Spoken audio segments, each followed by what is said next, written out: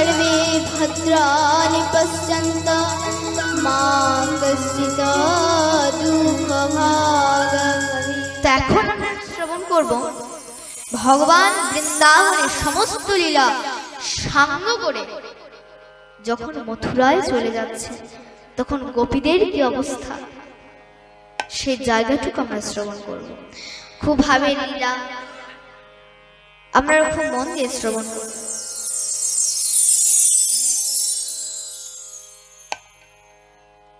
এক সময়ের কথা, একদিন নারদ মুনি কংসের কাছে এসে বলে গেলেন, হে কংস, দেবকীর অষ্টম গর্ভের সন্তান যে তোমার মৃত্যুর কারণ, সেটা কি তুমি ভুলে গেছো? শোনো, তাকে যদি কিছু করতে হয় তবে ব্রজেতে ওষুধ পাঠালে কিছু হবে না, এই মথুরা জেনে তাকে কিছু করতে হবে। ব্রজেতে সে তার মায়কে বিস্তার করে রেখেছে, ওখানে অন্য কোনো ক্ষমতা চলবে না, তাকে মথুরাতে এনে তাকে কিছু করতে হবে। কংস সমস্ত মন্ত্রীদের সঙ্গে আলোচনা করলেন।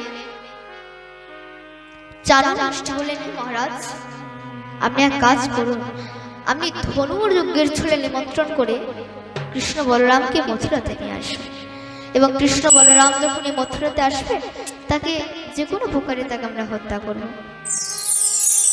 কংস তিনি বললেন, কিন্তু আমাদের কথায় কৃষ্ণ বলরাম মথুরাতে আসবে না কেন?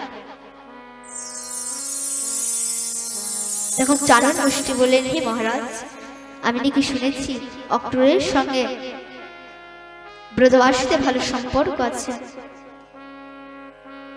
আপনি এক কাজ করুন মহারাজ, আপনি অক্রূরকে ব্রজে পাঠান কৃষ্ণ বলরামকে এই মথুরাতে নিয়ে আসার জন্য। সে রাত্রিকালে অক্রূরের কাছে সংবাদ গেল। অক্রূর তিনি সকাল সকাল উঠে সে কংসের কাছে এসে হাজির হলেন, এবং কংস অক্রূরকে সংবোধন করে তিনি বললেন, হে অক্রূর, তুমি একবার ব্রজেতে যাও, ব্রজেতে গিয়ে কৃষ্ণ বলরাম ধনুর যজ্ঞের ছলে নিমন্ত্রণ করে মথুরাতে নিয়ে এসো। তখন অক্রূর বললেন, হে মহারাজ, কিন্তু কৃষ্ণ বলরামকে এই মথুরাতে এনে আপনি করবেনটা কি?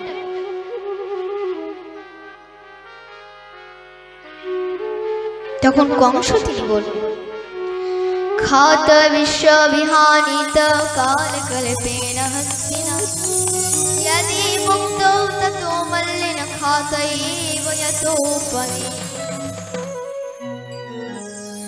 এখানে এনে তাকে হস্তির দ্বারা হত্যা করে, আর যদি সে হস্তির দ্বারা হত্যা না হয় তাহলে আমার যে যোদ্ধা আছে ওই যোদ্ধাদেরকে দ্বারা তাকে নিশ্চিত হত্যা করতে পারবে।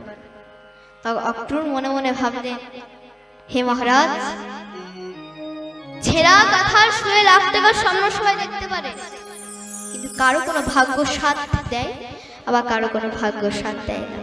আপনি স্বপ্নাতে সবকিছু দেখতে পারেন মহারাজ, কিন্তু হবে তো সেটা যেটা বিধাতা ভেবে রেখেছে, যেটা গোবিন্দ ভেবে রেখেছেন সেটাই হবে। তখন অক্রূর বললেন, ঠিক আছে, আপনি যখন বলছেন তখন আমি নিশ্চয়ই যাব। ব্রজেতে গিয়ে শ্রী কৃষ্ণ বলরামকে ধনুর যজ্ঞের ছলে নিমন্ত্রণ করে মথুরাতে নিয়ে আসবে। পরের দিন সকাল সকাল অক্রূর তিনি স্বর্ণরথ সাজিয়ে বের হলেন। এবার যেতে যেতে অক্রূরের সন্ধ্যা কাল হয়ে গেল। এখানে সুখদেব প্রভু বললে, রথিন গোকুলম প্রাপ্তম সূর্যাস্তে গিরিং নিপাহা। সূর্য যখন অস্ত চলে গমন করেছেন তখন কি অক্রূরের ব্রজে যে থামল না। এখনো যদি মথুরা থেকে বৃন্দাবন যাওয়া হয় কত ঘন্টা লাগে? হয়তো আধা ঘন্টা, 40 মিনিট, হয়তো 1 ঘন্টা লাগবে, কিন্তু 12টা ঘন্টা অক্রূরের কোথায় কেটে গেল? অক্রূর তিনি গোবিন্দের ভাবেতে এত তন্ময় ছিল, বারবার অক্রূরের রথ থেমে যাচ্ছিল। অক্রূর তিনি মনেতে মনেতে গোবিন্দের নামকে স্মরণ করছিলেন। অক্রূর তিনি মনে মনে ভাবছে, কংস আজ আমাকে কতই না কৃপা করেছে, তার এত এত সৈন্য থাকতে কংস কৃষ্ণ দর্শনের জন্য একমাত্র আমাকেই পাঠিয়েছে। আমি নিশ্চয়ই দর্শন করতে পারবো, কিন্তু কি করে পারবো? তবে আমার বিশ্বাস আছে আমি তাকে নিশ্চিত দর্শন করতে পারবো, কারণ গোবিন্দের কৃপা হলে তো সবকিছু সম্ভব। মুকং করতি বচনং পঙ্গুলঘয়তি গিরি তৎকৃপতমহং বন্দে পরমানন্দ মাধব। মাধবের কৃপা হলে তো সবকিছু সম্ভব। বোবা ব্যক্তি কথা বলতে পারে আর খোড়া ব্যক্তি পর্বত লঙ্ঘন করতে পারে। কি সাধনা আছে আমার, কি ভজনা আছে আমার, যা যে নয়ন যুগলের দ্বারা আমি শ্রীকৃষ্ণকে দর্শন করতে চলেছি, বলদেব চন্দ্রকে দর্শন করতে চলেছি। আমি তাদেরকে নিশ্চয়ই দর্শন করতে পারবো, কিন্তু কি করে পারবো? তবে আমার বিশ্বাস আছে আমি নিশ্চিত দর্শন করতে পারবো, আমি নিশ্চিত দর্শন করতে পারবো। তাই তার কৃপাকে অবলম্বন করে আমি একবার হলেও ঘুরে যেতে যাব। হয়তো তার অসীম কৃপা আমার প্রতি বর্ষণ করবে, হয়তো তাকে আমি নিশ্চয়ই দর্শন করতে পারবো। এইভাবে অকৃতিনি এই ভাবতে ভাবতে ব্রজেতে যাচ্ছে, গোবিন্দের ভাবেতে তন্ময় হয়ে, আর মুখে কি বলতে বলতে যাচ্ছেন গোমা? दूर नगरी बड़ी दूर नगरी, हाँ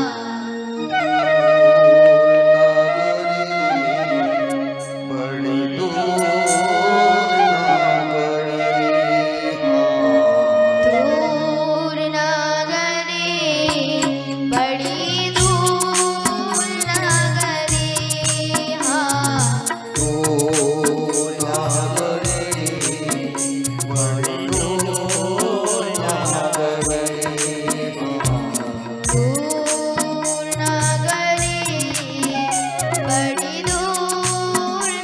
नगरी, हाँ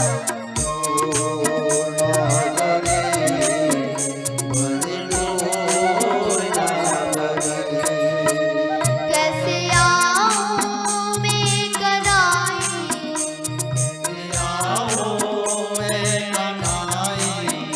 तेरी गोकुल नगरी बड़ी दूर नगरी, हाँ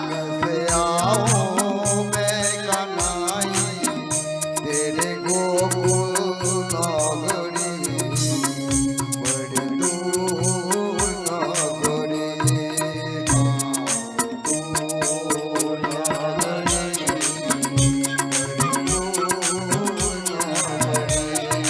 दूर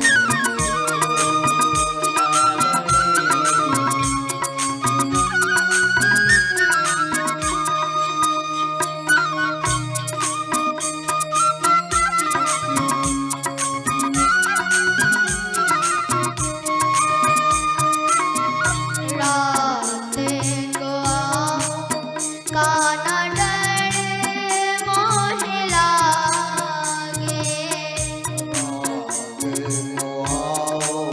काना डर मोहे लागे, रात को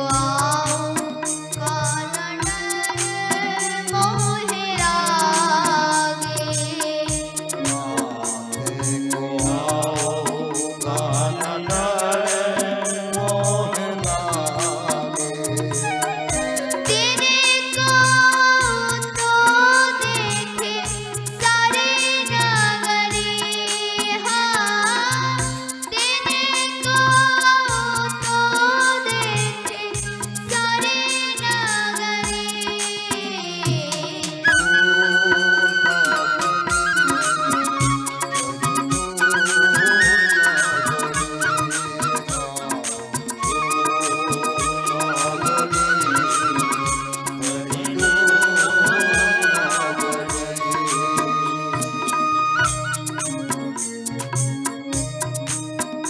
जय गुरु जय गुरु जय गुरु जय गुरु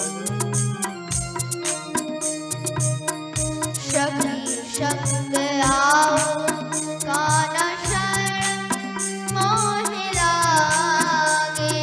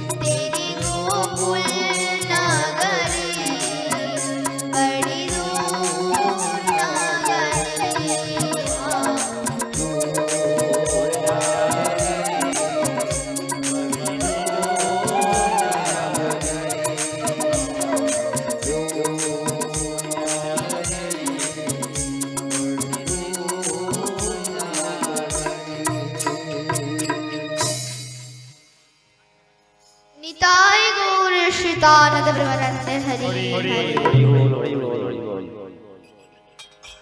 এইভাবে অক্রূর তিনি গোবিন্দের ভাবে তন্ময় হয়ে যাচ্ছিলেন। যেতে যেতে অক্রূরের রথ বৃন্দাবনে নন্দ ভবনে এসে দাঁড়ালো। সেই সময় কৃষ্ণ বলরাম গোদহন করে গাভীগুলোকে গোশালায় প্রবেশ করাচ্ছে। সেই সময় অক্রূরকে দেখে তারা ছুটতে ছুটতে গিয়ে কাকা কাকা বলে অক্রূরকে বক্ষের মধ্যে আলিঙ্গন করে নিল, তাকে চরণ ধরে নিল, ঘরেতে নিয়ে গেল, সুন্দর আর আসন পেতে বসতে দিলেন, চরণ ধুইয়ে দিলেন, চরণ সেবা করলেন। জিজ্ঞাসা করলো কাকা কি হলো, এমন সময় ব্রজে আসার কারণ কি? ব্রজে আগমন।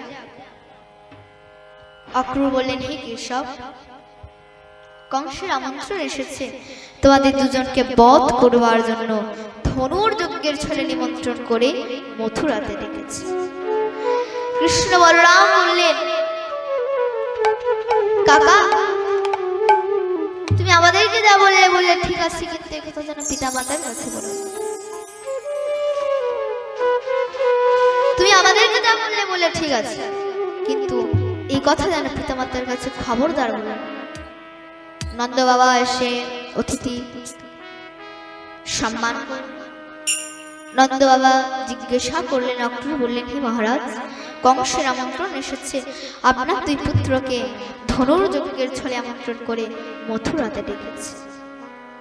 নন্দ বাবা বললেন আমি আমার দুই পুত্রকে একা ছাড়তে পারবো না, তোমরা যাবে পিছন পিছন, আমিও রথে করে যাব। মা যশোদা ছুটতে ছুটতে ঘর থেকে বেরিয়ে এসে বললেন না, আমার কৃষ্ণ কদাপি মথুরা যাবে না। মহারাজ আপনার সাহস কি করে হয় এই বলা? কৃষ্ণকে আপনার একা, কৃষ্ণ কৃষ্ণ আমার পুত্র, আমি যতক্ষণ রাতে গাদারিস না করবো কৃষ্ণ কদাপি মথুরা যাবে না, না যাবে না। কৃষ্ণ মা যশোদাকে বোঝালেন, দেখো যশোদা মাইয়া, কংসের আমন্ত্রণ এসেছে, আমি যাব, যজ্ঞ দর্শন করবো, ব্যাস চলে আসবো।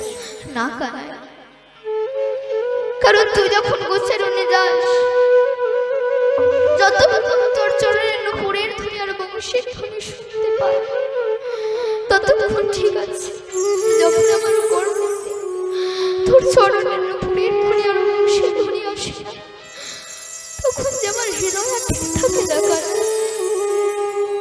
আর তুই আমাকে ছেড়ে মথুরাতে যাবি, তুই ভাবলি কি করে? নন্দ বাবা মা যশোদাকে বোঝালেন, দেখো যশোদা, যদি না মানি, রাজ আজ্ঞাকে যদি আমরা না মানি,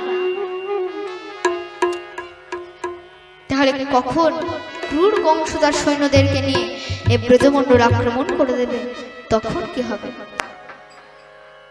ব্রজবাসীদের অনিষ্ট হয়ে যাবে। ব্রজবাসীদের চিন্তা করে মা যশোদা তিনি মেনে নিলেন।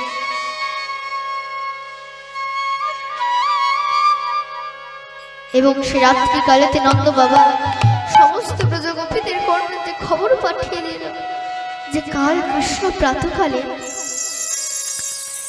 বৃন্দাবন ছেড়ে মথুরাকে চলে যাবে।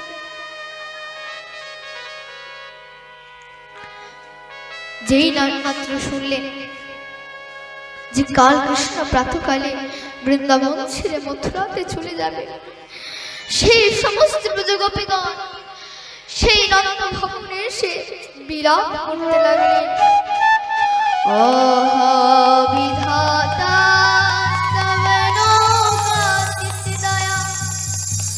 সঙ্গেও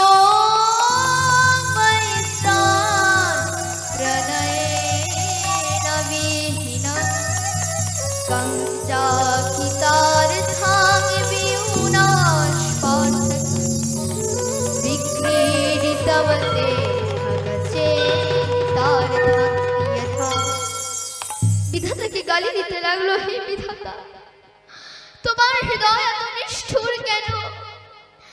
যখন ইচ্ছা তুমি একজনের সঙ্গে অপরের মিলন করা এবং তাদের মিলন আকাঙ্ক্ষা পূর্ণ হবার আগে বিচ্ছেদ করে দাও। তুমি কি আমাদের খেলার পুতুল ভেবেছ নাকি? আর কে এসেছে ব্রজের কৃষ্ণকে নিয়ে যেতে? অক্রূর এসেছে। আমরা জানি বিধাতা স্বয়ং অক্রূরের রূপ ধারণ করে আমাদের কাছ থেকে আমাদের প্রাণ গোবিন্দকে তুমি কেড়ে নিয়ে চলে যেতে এসেছো।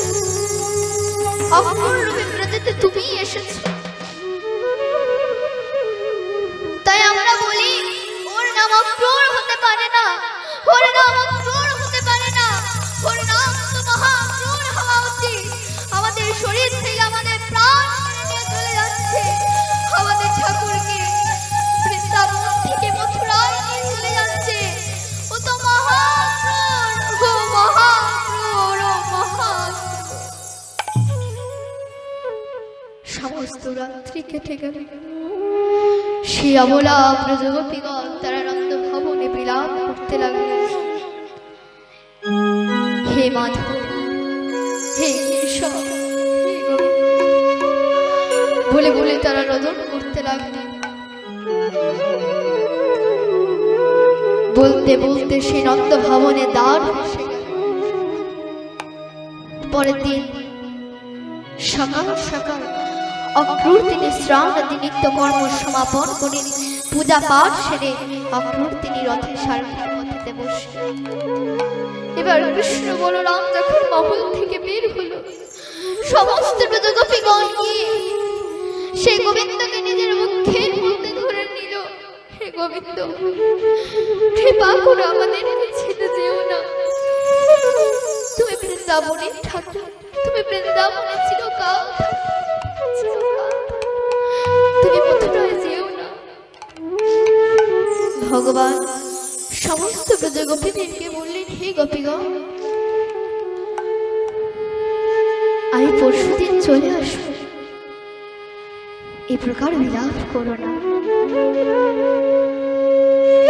এবং গোপীরা যখন দেখলো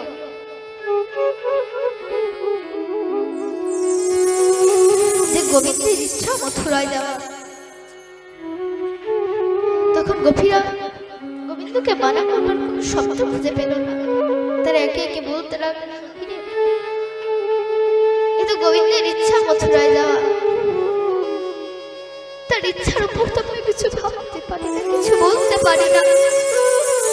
সর্বদাই সর্বদাই তো তার ইচ্ছার মধ্যে আমরা কাজ করেছি। তবে আজকে না তার ইচ্ছার বিরুদ্ধে আমরা যাবো? আজ আমরা তার ইচ্ছার বিরুদ্ধে যাব না। যদি কৃষ্ণের ইচ্ছা হয় মথুরায় যাওয়া, তাহলে থাক, আমরা নিষ্প্রাণ শরীরেতে ব্রজভূমিতে থাকবো। কৃষ্ণ তার ইচ্ছাকে পূর্ণ করুন। কৃষ্ণ বরং তো মথুরাতে যান, কৃষ্ণ মথুরাতে আসুন। গোপীরা পথ ছেড়ে দিল। ভগবান তিনি রথে আরোহণ করলেন। এবার রথ যখন ছাড়বে, তখন গোপীদের হৃদয় মানল না গো মা। তারা সেই দুয়ারতে মাথা ঠুকতে লাগলো, কারো মস্তক চূর্ণ হতে লাগলো। কোনো কোনো ব্রজগোপীগণ অক্রূরের রথের চাকার তলাতে তার মস্তক রেখে দিল। অক্রূরকে বলল, হে অক্রূর, আমাদের এইটুকুই করুণা করো। আমাদের শরীর থেকে প্রাণকে তো তুমি কেড়ে নিয়ে চলে যাচ্ছ, তবে শরীরকে এখানে নিধন করে দিয়ে যাও, শরীরকে এখানে সৎকার করে দিয়ে যাও। যদি রথ নিয়ে যেতে হয়, আমাদের ওপর দিয়ে নিয়ে চলে যাও, আমাদের ওপর দিয়ে নিয়ে চলে যাও।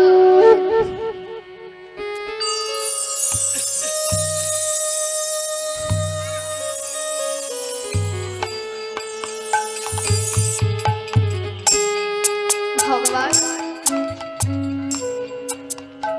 সমস্ত ব্রজগোপীদেরকে বললেন, হে গোপীগণ, তোমরা এখানকার বিলাপ করো না। আমি পরশুদিন চলে আসবো। গোপীরা শুনলেন না।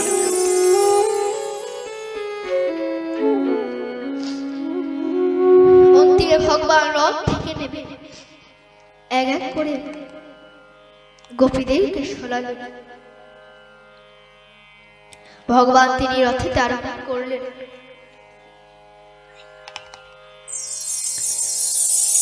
এবার গিয়েছে, রথ গিয়েছে, মাত্র 2 চাকা গিয়েছে, সে যেন পিছন থেকে যেন একটা কেমন একটা ডাক আসে, প্রচুর প্রচুর রোদন করলে যেমন কণ্ঠস্বর ভগ্ন হয়ে যায় না, সেই প্রকার কণ্ঠস্বরে, কানাই মথুরায় যাস না, কানাই ফিরে আয়, কানাই মথুরায় যাস না।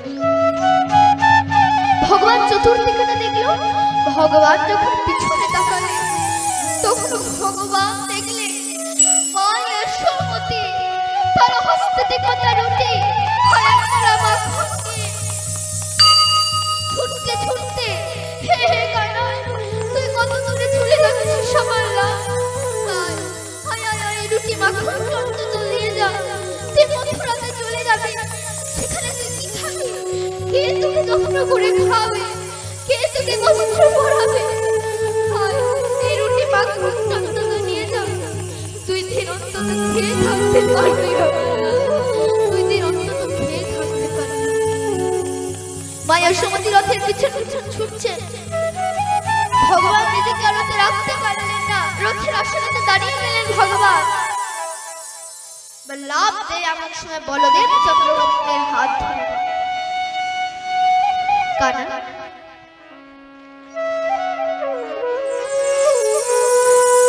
এখন যদি তুই রথ থেকে নামিস তাহলে মা যশোমতী বাৎসল্য প্রেম তোকে আর কদাপি মথুরা যেতে দেবে না, তুই নামিস না ভাই, তুই রথেতে বিরাজিত থাক, তুই নামিস।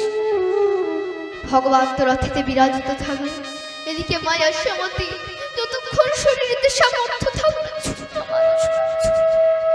ছুটতে ছুটতে যখন আর শরীরেতে কোনো সামর্থ্য থাকলো না, মাটিতে ধরা পড়ে পড়ে গেল মা যশোদার শরীর, আর সেই রুটি সেই মাখন চতুর্দিকে যে ধুলিতে লণ্ডিত হচ্ছে, মা যশোদার সাথে কোথায় রুটি চলে গেল, কোথায় মাখন চলে গেল, এইভাবে পড়ে মা যশোমতী 2 হাত সামনে, হে কানাই মথুরায় যাস না, কানাই ফিরে আয়, কানাই মথুরায় যাস না, কানাই বলতে বলতে মা যশোদা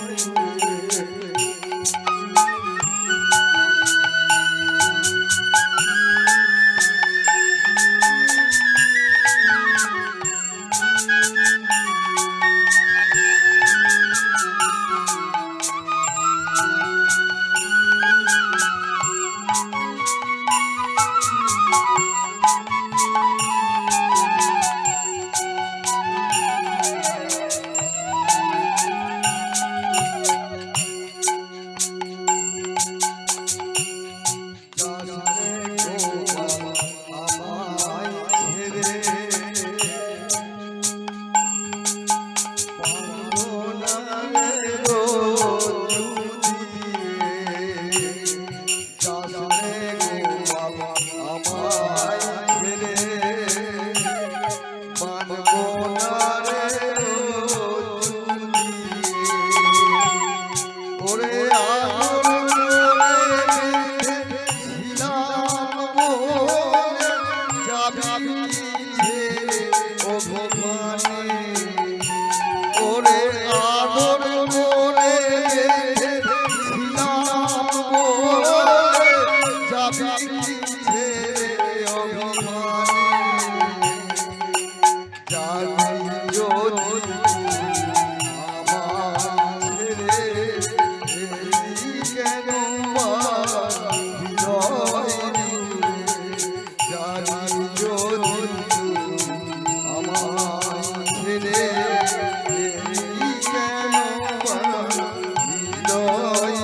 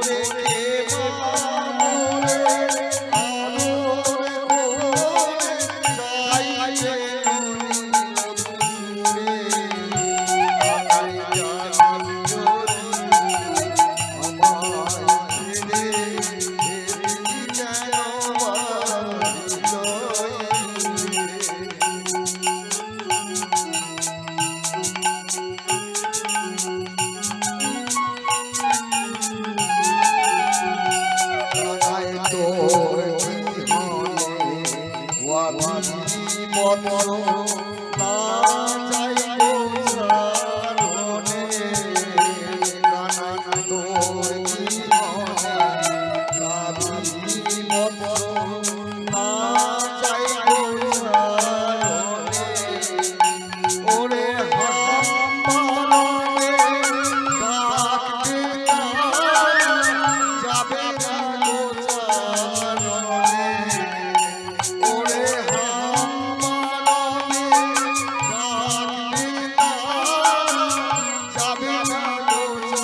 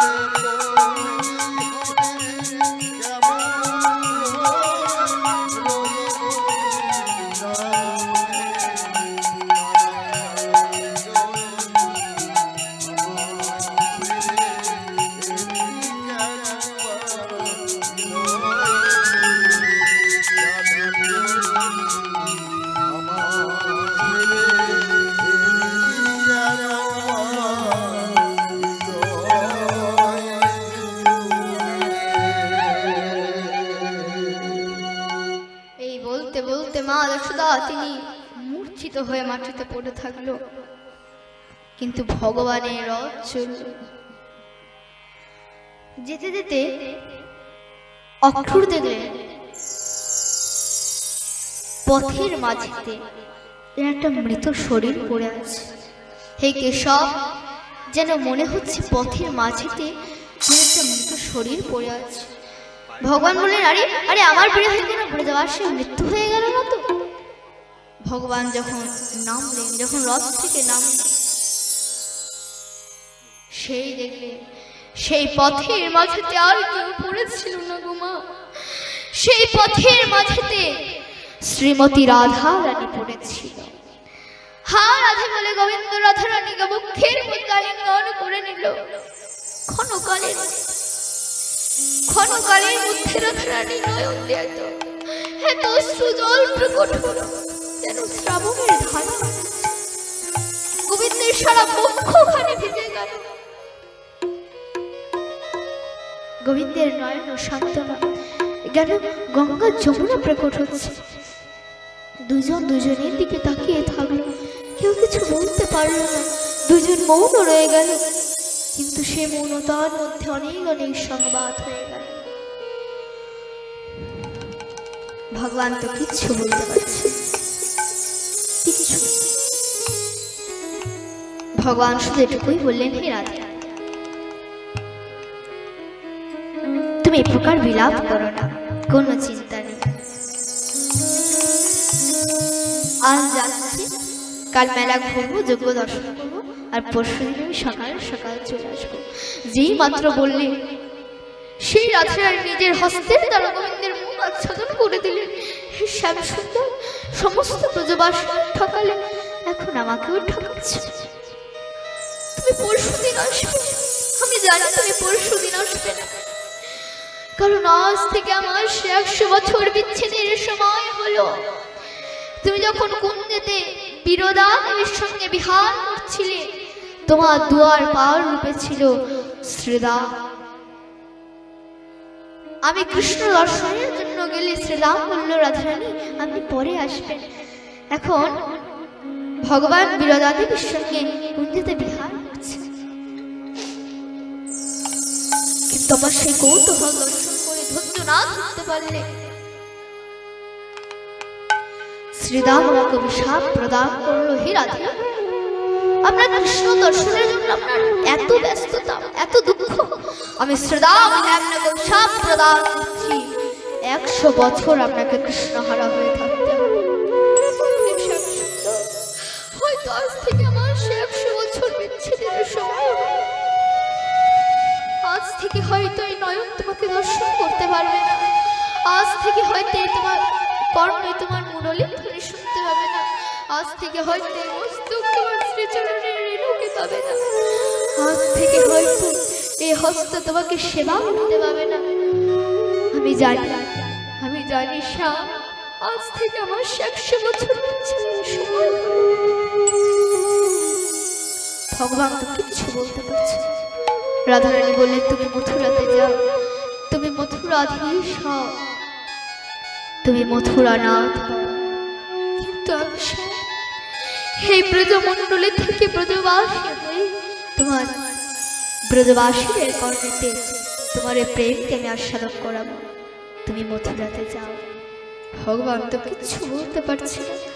ভগবান শুধু এটুকুই বললেন, হে রাধারানী, তুমি আমার সঙ্গে মথুরাতে যাও, তুমি আমার সঙ্গে মথুরাতে যাও। রাধারানী বললেন, না, তা আমি যাব না, তা আমি যাব। কেন যাবে না? দেখো, ত্রেতা যুগে তুমি রাম রূপে ছিলে, আমি সীতা রূপে ছিলাম। আমি প্রস্তুত ছিলাম বনবাসে যাবার জন্য, বনবাসে গিয়েছিলাম। কিন্তু 14 বছরের বনবাস থেকে যখন আমি অযোধ্যাতে ফিরি, অযোধ্যার নীতি সবকিছু ধূলিসাৎ হয়ে গিয়েছে। আমি পারবো না, সুন্দর, আমি পারবো না আমার এই ব্রজের সংস্কার, ব্রজের প্রেমকে নষ্ট হতে দিতে। তুমি মথুরাতে যাও, তুমি মথুরাধীশ হও, তুমি মথুরানাথ হও। কিন্তু আমি শ্যাম, হে ব্রজমণ্ডলে থেকেই তোমার আরাধনা করব। তবে হে শ্যাম সুন্দর, তোমার কাছে আমার শুধু একটাই প্রার্থনা, এই দাসী রাধিকাকে ভুলে যেও না, এই দাসীকে ভুলে যেও। মনে রেখো, বৃন্দাবনে তোমার সেবার অভিলাষে একজন নগণ্য দাসী রাধিকা বসে আছে। তুমি মথুরাতে যাও, তুমি মথুরাধীশ হও, তুমি মথুরানাথ হও। তবে হে শ্যাম সুন্দর, আমি ব্রজমণ্ডলে থেকেই তোমার আরাধনা করব। তবে হে শ্যাম সুন্দর, আমাকে কিছু দিয়ে যাও, কিছু আধার দিয়ে যাও, যে আধারের দ্বারা তোমার সহজ আমি আরাধনা করতে পারি। আমাকে কিছু দিয়ে যাও। সঙ্গে সঙ্গে ভগবান নিজের ময়ূর পুচ্ছটা মস্তক থেকে খুলে রাধারানী হাতে দিয়ে দিলেন। হে শ্যাম সুন্দর, হে এই ময়ূর পুচ্ছই তো তোমার শোভা। কত সুন্দর তুমি ময়ূর পুচ্ছ ধারণ করো মস্তকে। আর আজকে তোমার এই ময়ূর পুচ্ছ তুমি আমার হাতে রাখছো। তুমি কি ময়ূর পুচ্ছ ধারণ করবে না শ্যাম সুন্দর? ভগবান বলেন, হে রাধারানী, আমি কার জন্য ধারণ করব? আমার রূপ, আমার সুন্দরতা সব তো রাধারানীকে মোহিত করবার জন্য ধারণ করতাম। হে রাধারানী, যদি রাধারানী আমার কাছে না থাকে, এটা আমার কোনো প্রয়োজন নেই, তুমি দেখে দাও। ভগবান নিজের বংশী মুরলীটা রাধারানীর হাতে দিলেন। মুরলী পেয়ে রাধারানী হাত কাঁপতে লাগলো। হে শ্যাম সুন্দর, যদি তোমার কাছ থেকে এই মুরলী আমি কোনোদিন কেড়ে নিতাম,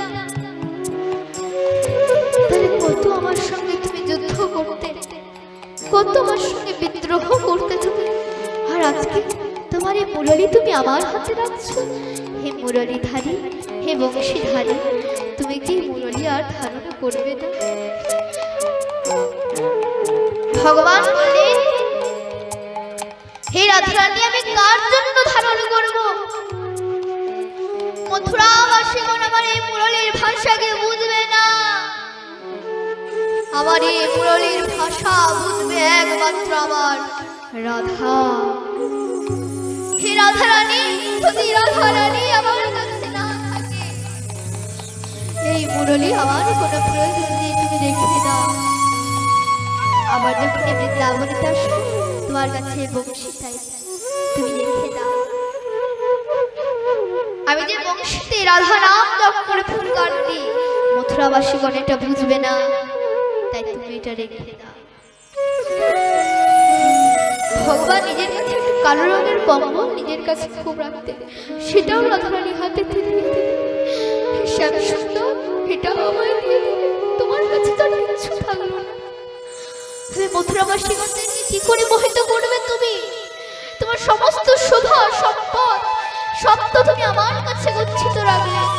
ভগবান বললেন, হে রাধারানী, আমার এই ব্রজের সম্পদ, ব্রজের সংস্কার, ব্রজের প্রেম সমস্ত কিছু আমি তোমার কাছে গচ্ছিত রাখলাম।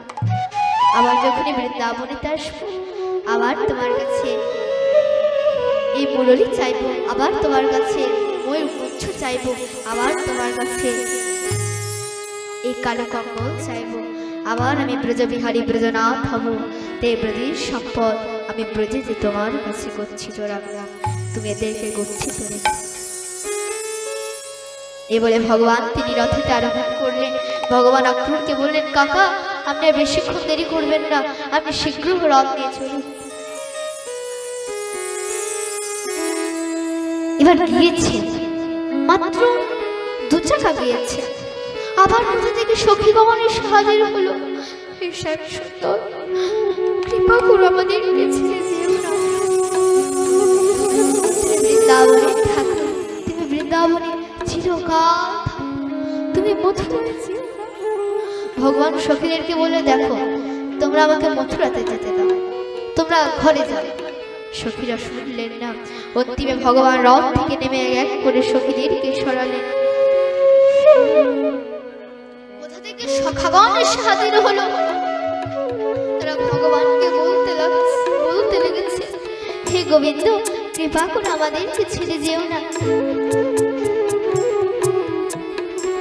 আমাদেরকে ছেড়ে তুই মথুরাতে চলে যাচ্ছিস, তবে আমরা গোচরণ করবো কার সাথে? কার সাথে আমরা গোবর্ধনের পর্বতে চড়ব?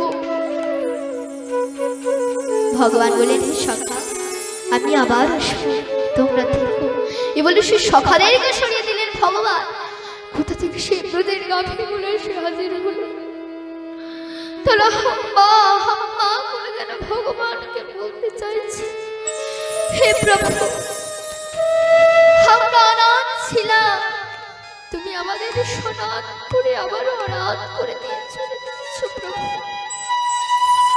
তারা যেন বলতে চাইছে, যেও না, যেও না ব্রজ ছেড়ে ব্রজনাথ, যেও না ব্রজ ছেড়ে ব্রজনাথ।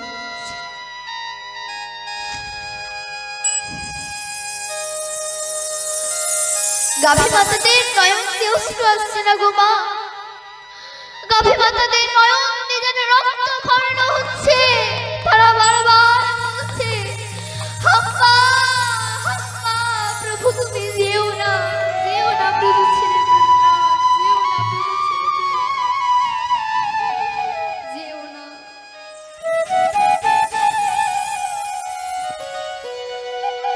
ভগবান সেই গাভীগুলোকে আদর করতে করতে ছড়িয়ে দিল। কোথা থেকে সেই গাভীর বৎসগুলো এসে হাজির হলো। তারা তো ভগবানের সামনে কিছু বলতেও পারছে না। ভগবান সেই গাভীর বৎসগুলোকে আদর করতে করতে ছড়িয়ে দিলেন। কোথা থেকে সে কৃষ্ণ সার মৃগগণ এসে হাজির হলো। তারা এসে এসে ভগবানের চরণ কমলকে চাটতে লেগেছে, চাটা আরম্ভ করে দিয়েছে জিহ্বার দ্বারা।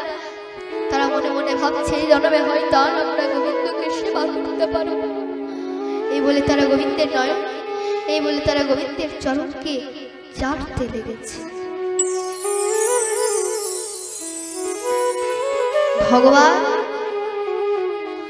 সে মৃগগণদেরকে আদর করতে করতে, চরণ সেবা করতে করতে সরিয়ে দিলেন। কোথা থেকে দেখা গেল ময়ূরেরা চলে আসলো। দেখা গেল ময়ূরদের হৃদয়েতে, শরীরেতে আর কোনো বিক্ষোভ নেই, আর কোনো সুন্দরতা নেই, তারা ত্যাগ করে দিয়েছে। এসে তারা অপলক দৃষ্টিতে ভগবানের দিকে এক নয়নে তাকিয়ে আছে। নয়নে পলক চলে না, কোনো তারা চলে না, অপলক দৃষ্টিতে ভগবানের দিকে তাকিয়ে রয়েছে। আর সে বিক্ষোভ রেখে কি হবে? গোবিন্দ তোর 100 বছর আসবে না, গোবিন্দ তো 100 বছর পরে আসবে। আর 100 বছর পর বা কোন ময়ূর বেঁচে থাকবে? এই জন্মে হয়তো আর আমরা গোবিন্দকে সেবা করতে পারবো না, আর হয়তো আমরা গোবিন্দকে নিত্য দেখাতে পারবো না। এই বলে তারা অপলক দৃষ্টিতে ভগবানের দিকে তাকিয়ে রয়েছে। ভগবান সেই ময়ূরদেরকে চরণ সেবা করতে করতে হাত বুলাতে বুলাতে সরিয়ে দিলেন। কোথা থেকে কুকুরেরা চলে আসলো, তারা যেন বলতে চাইছে, হে প্রভু, তুমি যা পেতে তার অবশ্যই সমাধান খেতে দিন। তোমার সাধনা অমৃত খেয়ে সেবা করে আমাদের শরীর হৃষ্টপুষ্ট হতো। আর কি তোমার সাধনা অমৃত আমাদের প্রাপ্ত হবে ঠাকুর? আর কি তোমার সেই প্রসাদ আমরা খেতে পারবো? খেতে পারবো? থাকবো না আমরা এই ব্রজেতে, যে ব্রজেতে কৃষ্ণ থাকে না, যে ব্রজেতে ব্রজ বিহারী ব্রজরাম থাকে না, সেই ব্রজেতে আমরা থাকবো না। এই বলে কুকুরগুলো রথের চাকার তলে চলে গেল। ভগবান সেই কুকুরগুলোকে চরণ সেবা করতে করতে সরিয়ে দেবে। সেদিন সবাই এসেছে ভগবানকে বিদায় জানাবার। ভগবান সকলকে বিদায় জানিয়েছিলেন। এই সব কিছু আড়াল থেকে দেখছিলেন শ্রীমতী রাধার। ভগবান রাধারানীর দিকে তাকাবার কোনো সাহস পেল না। এবার অক্রূর তিনি বায়ুর বেগেতে সে রথকে চালিয়ে মথুরার প্রাণ পেতে নিয়ে এলেন। এদিকে গোপীগণ রাধারানীর কাছে বিলাপ করতে লাগলেন, হে রাধা, আর কি ব্রজবিহারী ব্রজনাথে ব্রজিতে ফিরবে রাধা, আর কি শ্যাম সুন্দরী ব্রজিতে ফিরবে রাধা বলে বলে তারা রোদন করতে লাগলেন। আর কি বলতে লাগলেন? বৃন্দাবনের বনে বনে তোমার নামটি লেখা, আমার কবে আসবে ঠাকুর, কবে হবে দেখা। বনে বনে